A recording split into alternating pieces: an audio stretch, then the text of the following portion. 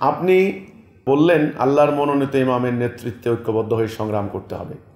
কথাটা শুনতে ভালোই লাগে, কিন্তু আল্লাহর মনোনীত ইমামকে চিনবে কিভাবে সেটা তো বললেন না।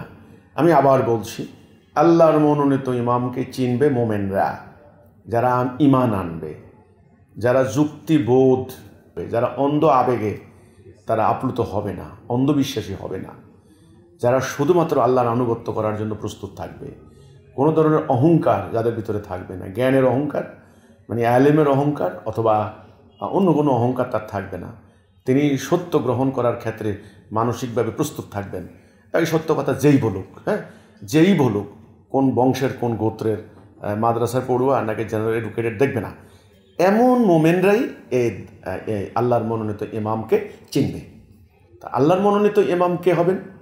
এক নাম্বার, তিনি আল্লাহর দিকে মানুষদেরকে ডাকবেন।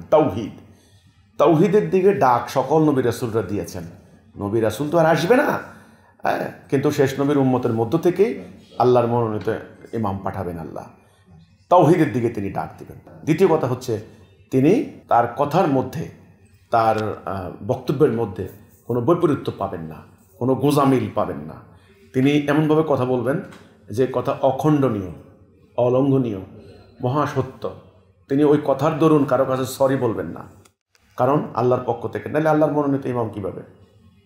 তারপরে আল্লাহর মনোনীত ইমামকে চিনবেন কীভাবে? দেখুন, তিনি সর্ব অবস্থায় মানবতার কল্যাণকামী, তিনি ন্যায়ের ধারক হবেন, তিনি সাম্প্রদায়িকতার ঊর্ধ্বে থাকবেন, তিনি ধর্মান্ধ হবেন না, তিনি ধর্ম ব্যবসা করবেন না, এবং বেআইনি পন্থায় আল্লাহর নাফরমানি হয় এমন এমন রাস্তা তিনি জীবিকা হাসিল করবেন না।